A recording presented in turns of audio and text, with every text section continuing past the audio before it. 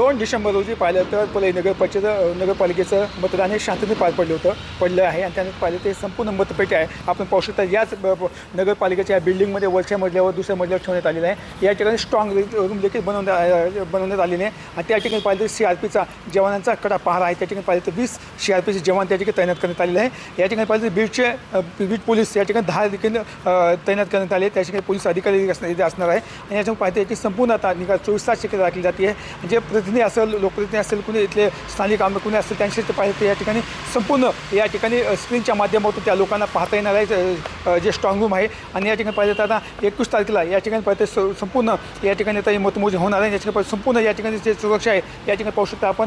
पत्र्याची जे कंपाऊंड आहे, ज्या कंपाऊंडला पत्र्याची जी सुरक्षा करण्यात आलेली आहे आणि या ठिकाणी जो कोणी येत असेल त्याची संपूर्ण पाहणी चौकशी केली जाते, त्याचं नाव नोंदणी केली जाते आणि त्याचमध्ये पाहिलं तर या ठिकाणी आता आतमध्ये प्रवेश दिला जातो आणि या संपूर्ण व्यवस्था या ठिकाणी सुगमन करण्यात आणि या ठिकाणी पाहिजे आता 21 तारखेला जे मतमोजणी आहे ते नगरपालिकेच्या याच कॉम्प्लेक्समध्ये पार पडणार आहे. कॅमेरा पर्सन विकास वाघमासह मी संभाजी मुंडे, TV9 परळी, बीड.